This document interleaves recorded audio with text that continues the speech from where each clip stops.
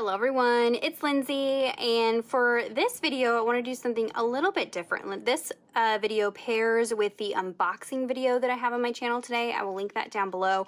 I unboxed the entire new release from ByTheWell4God, including the new devotional kit, When God Asks a Question. And oftentimes when I do my unboxings, you know, they have a whole bunch of new stamp sets, and I always have ideas for how I want to use the stamp sets, but they don't always make it into videos, or I don't have time, or some of you wish that you had seen those ideas before you ordered. So I wanted to do this little bonus video to kind of just get out of my brain and on screen what I'm thinking of when I see some of these stamp sets. So I've gone ahead and prepped a couple of samples to show you some different ways to use these stamp sets, to hopefully give you some inspiration to maybe think about using them in different ways than just your standard black ink, inking it up, stamping it in, coloring it in, that kind of thing. So what I have here, we'll just start with this one here. This is Nancy's Song. This is one of the new releases, and it's this super fun music set. And I think that anybody and everybody can get use out of this. I oftentimes document worship songs. I love doing that. So I will be using these elements on those pages.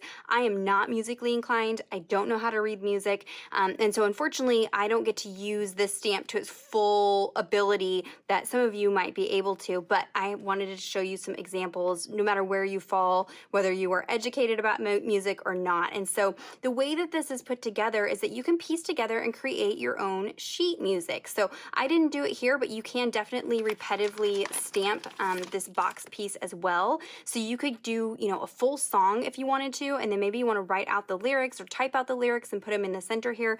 But you could do, you know, a whole border on a page.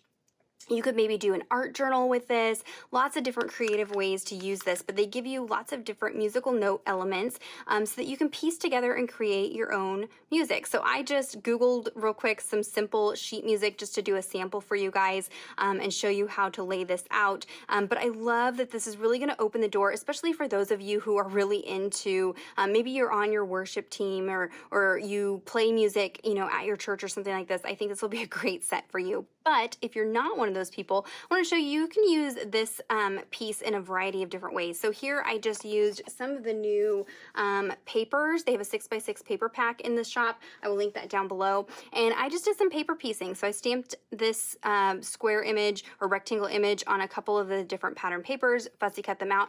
And now I have a fun box element. So I could put a verse address in there. I could stamp a phrase, you know, just lots of different things like that. But this definitely can be transformed from a musical element into just a simple, you know, decorative rectangle that then you can, you know, use for a variety of different things. So I wanted to kind of give you some different ideas and show you this stamp set at work and how you can stamp out sheet music, which is super, super amazing. And then of course you've got some bigger graphics that you can just stamp out. I think this would be really pretty if you ombre stamped it, so inking it up in several different colors and did kind of an ombre, or maybe doing a water reactive ink like distress ink and then spritzing it with a little bit of water and then getting kind of a really fun watercolor effect. So lots of different ways to use the Nancy's Song stamp set. Now, these stamp sets are, if you're watching this video on Friday, May 1st, they are available for a discounted price when you order the kit, but then they'll be listed at their full price and individually in the shop on Sunday, May 3rd. So just heads up on that. Okay, next up we have this stamp set here. This is Sweeter Than Honey, and I love the detail in this stamp. I really instantly was thinking about this watercolor technique that I love to do with line drawn stamps like this. So I wanted to kind of stamp this out and show you how to do this. Of course, you could definitely just stamp these out and color them in just normal, but I wanted to show you how I get this really soft watercolor effect. So I am going to use a stamp positioning tool just because it's a little bit easier for what I am doing here, but you could get away with not using one as well. So what I have over here are just some water reactive brush markers. There's a lot of different ones out there. I have in here Arteza, I have some Jane Davenport. These are a little bit juicy juicy for this technique, but I think that you could definitely get it done. And also the Zig Clean Color Real Brush Marker. I don't use these a whole lot. These are dye-based inks, so they will bleed through on your Bible pages. Just heads up. So if you're going to do this technique, you either need to prep your page or do it on a separate piece of paper and then cut out the image or use it as a card or something like that. So I have yet to find any brush markers that do not bleed. Now I know some of you are going to pop in the comments and say Tombow brush markers. Okay, Tombows don't bleed when you go in just dry, but the second that you add water, Tombows do bleed. So I have yet to find a non-dye based real brush marker that won't bleed through on your Bible pages. Okay, so there's my little disclaimer. I'm just gonna pick out a couple of different colors here and show you how to ink up and stamp and get this watercolor effect. So I'm just gonna get a gray, a brown, a yellow. This technique, I think, turns out a little bit better when you use a variety of colors. I really like the Arteza ones because they do, the dyes have like a variety of color within the dye. So even though it's gray, it kind of has some blues and greens and things that kind of pop out when you activate it with water. You could also use the distress markers if you have some of those. Those are water reactive as well. Those are on my list of things to get. So I'm using a stamp positioning tool. Like I said, it's just a little bit easier, but you definitely can just use a block. I'm going to use this big barrel stamp. Now I stamped the final image in a brown. I'm going to do these in black just so that you can see the difference and just the different look that you can get. So this stamp positioning tool is discontinued. However, some stores are still carrying it, so I will try to link something down below for you. I like these ones that have the open edge because you can utilize this in a journaling Bible if you are really careful. So I've loaded up my stamp. I've got my markers here. I'm going to kind of work in sections, and so the nice thing about these markers is you can color in specific areas. So you could do this technique with just regular Distress ink pads, but you can't be as precise as you can be with the markers. So just depending on what you have, use what you've got, but I'm just going to color in the areas that I want gray. Don't worry about it drying. These are reactive, so I'll show you how we do that. And then I try to work light to dark in areas where I'm mixing colors. So I want a little bit of yellow mixed into the barrel itself. I'm not being super precise. I'm just dragging the color across the stamp and just making sure that I have, you know, plenty of color on there. Of course, the more ink that you have on there, the more intense the color's gonna be. So there is that. I'm gonna go in, I missed a spot here. Okay, so I've laid down my color. Now what you're gonna do is you're gonna huff or breathe on the stamp, and that moisture in your breath is what activates the ink that may have dried. So I'm gonna huff on it. I know that's kind of weird. If you spray it with something like a spray bottle, it gets too wet and your color is just gonna run all over the place. Okay, so I'm gonna go ahead and stamp this down. Now, when you look at this initially, you're like, Lindsay, that is a hot mess. That is a horrible stamping job, but give me just a second. I'm gonna leave the stamp loaded into the stamp positioning tool for the final step. And then I'm just taking a small detailed paintbrush. The trick with this is to not have too much water. So I'm dipping in my water and then I'm actually gonna just brush off the excess water and then go in and just spread the color around. You can definitely be very meticulous and careful about this, but I like a little bit looser, messier watercolor. You can see that gray has some blue coming out, some like teal coming out. I love that about these markers is you get, you know, shading and things like that very quickly. You do not have to be a coloring expert to get a dimensional, you know, image colored in very, very quickly. So I love that. So I'm just going in, just dragging my paintbrush across the color that I've stamped, and that's activating the color and drawing it out. I do have a video, I'll try to find it and link it down below, where I did this with a stamp set from another company, so you can kind of see what that looks like with different stamps, and if you don't do the line detail, which I'm going to do here. So, I mean, if you wanted something a little bit more loose and abstract, you can leave it like it is here. You could also scribble a little bit of the color off onto a stamp block and then pick up that color with your brush and drop in some darker color if you want some more shading in areas. I'm not going to worry about that too much with this, but you could go in and, you know, bring back some of the details if you wanted to do that. But for the sake of this video, we're going to leave that as it is. I'm going to hit this with my heat tool just real quick to get it dry. That way my next step doesn't bleed. So like I said, you can leave it just as it is there and leave it very abstract, but I'm going to go in and re-stamp and add some line detail to it. So I'm going to go ahead and ink this up. I probably should have cleaned it off first, but that's okay. Like I said, I'm inking up with some black ink, and this is going to bring back the line detail. And because I left it in my stamp positioning tool, it's perfectly lined up with the image, but by using a stamp block, you definitely could just, you know, line it up and stamp it that way. So here you can see that's brought back the line detail. You can now see the text in the barrel, and here is a look at what that looks like using a soft brown ink versus using a black ink. So you totally get a different look, so depending on what you want here. But here, it's instantly colored in. I love the soft wash of color. You could do it backwards. You could stamp the black first, and then you could just go in and color in the image if you wanted to, but I love this effect that you get here. So there is a look at one way to use the Sweeter Than Honey stamp set. So I'm gonna go ahead and just set all this aside, and we'll move to the next one here. Try not to create too much of a mess. Okay, in my unboxing video, I had mentioned with this stamp set how pretty it would be to stamp it on different types of paper, to let that paper kind of peek through the open areas of this stamp. So for this, I had just some gold foiled paper. This is really inexpensive. I think this was in like a paper pack from the Target dollar spot. I'll try to link some foiled papers down below for you guys that you can order and get your hands on. But when stamping on metallic paper, because it is a slick surface, you do want to use something like STAYS-ON ink or archival ink.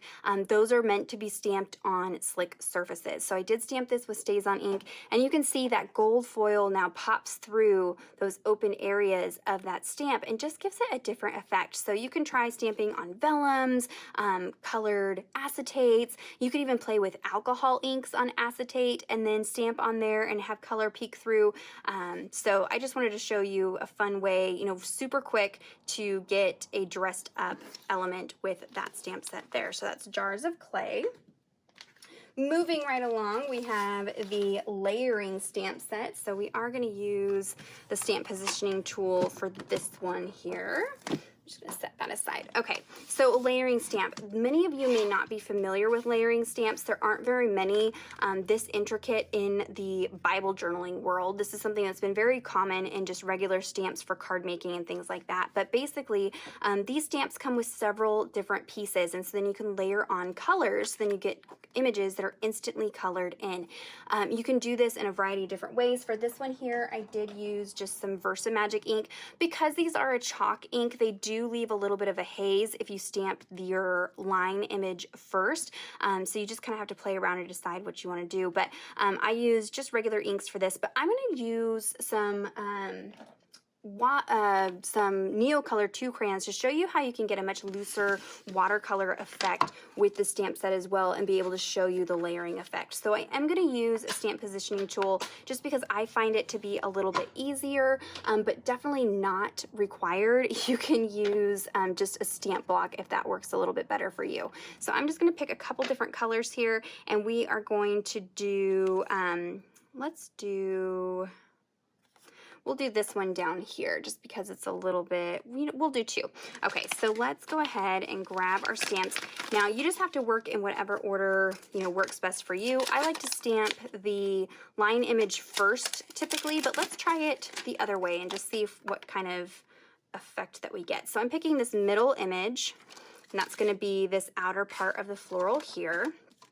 I'm gonna pick this up on my stamp positioning tool. And like I said, I am gonna use some Neocolor. I'm just going to dip my Neocolor into some water to activate it, and then I'm just going to color on the stamp. You could also do this with distress inks and then spray the distress ink with a little bit of water if you wanted to. We might do that as well here so that you can see that. I'm trying not to get too much water on here because it will kind of distort the image a little bit. And you could mix colors if you wanted to get some variety in there and some different shading effects, but we're just gonna do the one color for that portion. Clean my stamp real good.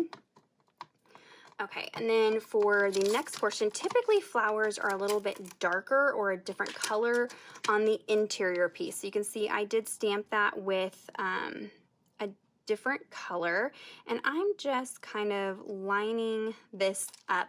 What I'm doing is I'm lining the bottom of this piece with the top edge of this piece. Luckily, this particular layering stamp is a very loose layering. It's not super precise, so you don't have to be, you know, horribly careful about how you layer it. I'm gonna layer a couple different colors for this one. Make sure that's still in a good place. Okay, so I'm gonna go in with my pink first, kind of towards the top there, and then I'm gonna go in with a little bit of yellow. So there's a little bit of yellow towards the center part of this flower. That might be a little bit too much water, but that's okay. I'm gonna let that sit for just a second so the paper can soak up that extra water. Okay, and then we're gonna heat set this. And this is gonna give us a much more abstract version of these flowers.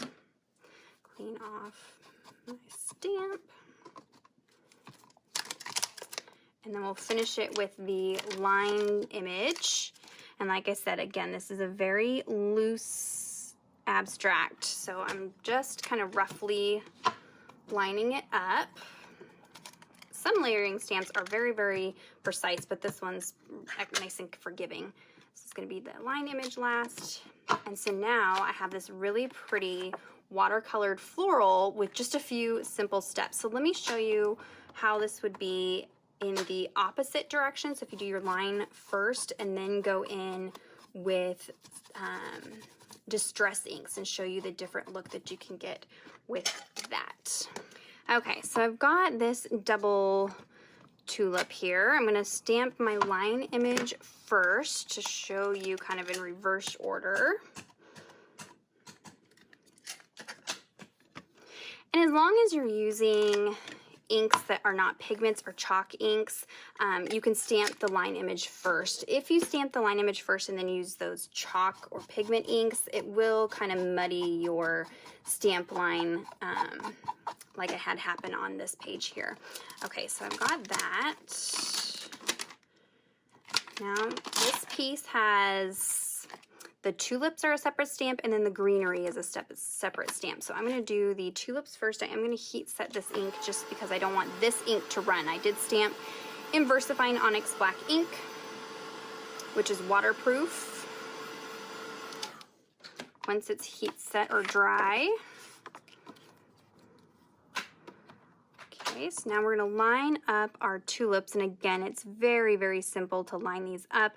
I'm just looking at the kind of top line of the stamp and lining that up with the top line of the flowers. But again, it does not have to be perfect. And a stamp positioning tool makes this a lot easier, but again, not necessary. You can just use a stamp block. Okay, so I'm gonna stamp this in some purples. I'm gonna go in with a light purple first and ink this up.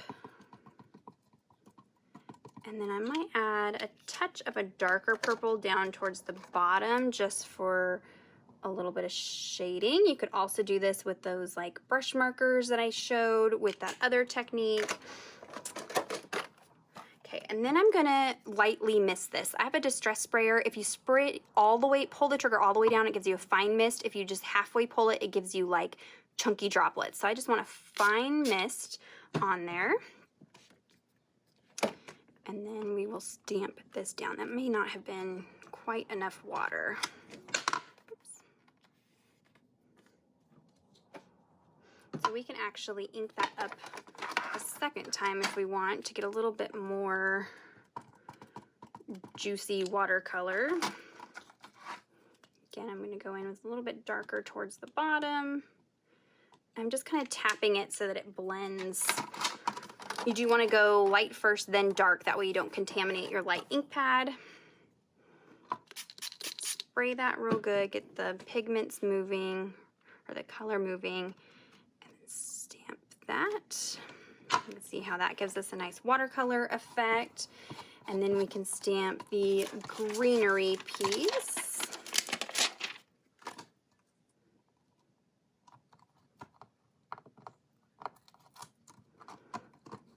So if you want your colors, your purples and your greens to mix, then leave this portion wet. If you don't want them to mix, then go ahead and heat set that. Okay, and then now I'm going to line up my green piece here. It's a little bit easier when the stamp is stained because then you can kind of see where your color is going to land. Okay, so I got that roughly where I want it. Go ahead and pick that up. The stamp positioning tool, as long as you have your paper down flush in the corner, then you know it's going to be exactly where you need it to be every single time.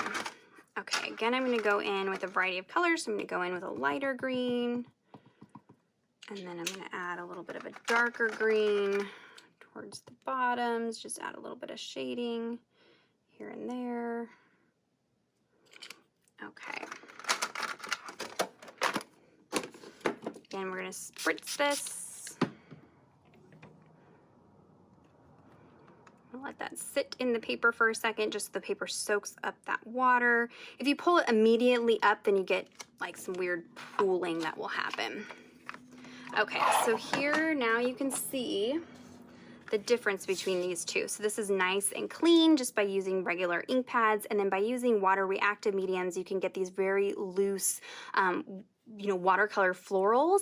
You could even do this one and not stamp the lines, and then you would have an even more impressionistic floral piece. So there is a look at some different ways. Here I went in and used a white gel pen just to bring in some of the details. You could go in with some colored pencils and add some more shading if you want to. So you could really be very elaborate with these or keep them very simple. So there's a look at the of more value layering stamp. So let's go ahead and set this mess aside. I'm gonna have a huge mess after this video to clean up.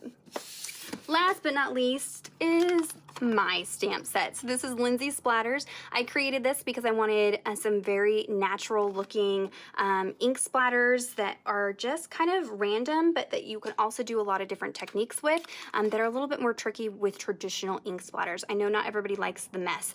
So when using the stamp set, it is a very large background stamp set. So I tend to just leave it on the plastic packaging. I just pull off that protector sheet, and then I just stamp with it just like this. I'll just place it down on the page, lightly press down, and then pull it back up. There are large stamp blocks out there. I'll try to link one down below if you'd rather have that. And don't be afraid to cut your stamps. It's okay to do stamp surgery. This has a fairly open space kind of in the middle, so you could cut this in half if you want smaller images.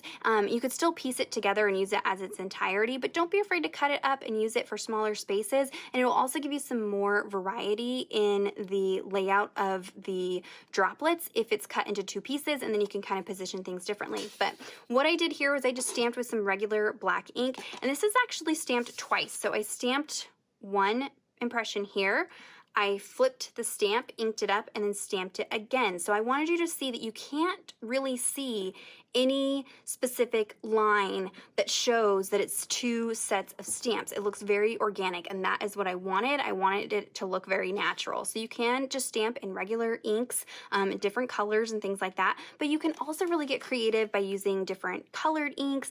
For this here, I used paints. So I used a couple of these distress paints. These ones come with a sponge dauber. They also have ones that come, which is a flip top, but the sponge dauber is nice because then you can just go direct to the stamp, and I just inked up a couple different areas with a couple different colors and then stamped it down, and here's how I got a variety of colored stamps or colored ink spots. You do want to make sure that you wash this off of your stamp immediately. Distress paint is permanent once it's dry, so you don't want to ruin your stamp. I just left it just like this, took it over to my sink, put a little soap on there, scrubbed it, washed it, and I was good to go, no problem. So there is colored paints. You could use paints or Neocolor 2 crayons, water reactive inks again, and really get some different effects. Up here, this is actually two different effects that I have. I don't know if you can see how different the foiling or the metallic is. So I used some Tombow Mono Liquid Multi Glue. This is super filthy. This dries sticky, so even when the glue is completely dry, it's tacky and sticky. And so then you can use it with foils like the Deco foil. So I will have all of this linked down below for you. So all I did was squirt out a little bit of the glue, used a little makeup sponge to pick up that glue, applied the glue to the stamp. Just try not to push too much into the negative space, but just kind of covered the stamp, flipped that over, stamped it down, heat set that so that my glue was dry but tacky. And then on this corner, I used some gold embossing powder. You could also use just Versamagic or Versamark ink instead of the glue if you're using this embossing powder. You don't necessarily need to use the glue, but the glue does give you a little bit more texture, a little bit more chunky. So this is the embossing side, gold embossing. And then this is where I applied the Deco foil. So again, because this glue was tacky, I could just take a piece of the foil, stick it down, and the glue adheres to the foil. So you can see the different metallic that you get with the foil versus the embossing powder. So that's just a couple different ways that I foresee myself using the Lindsay splatter stamp set. Yes, this was created by me. I am so excited and so proud of this. It is something that is going to be a staple for sure in my stash, and I'll be using plenty of. And I know many of you have already reached out and said that you're excited about it too. So there's a look at some of the new stamps over at ByTheWell4God. Be sure to check out the unboxing video to see all the rest of the new release. And definitely if you have other ideas for ways to use the stamp set, leave those in the comments down below and let me know some creative ways that you're using the new stamp sets.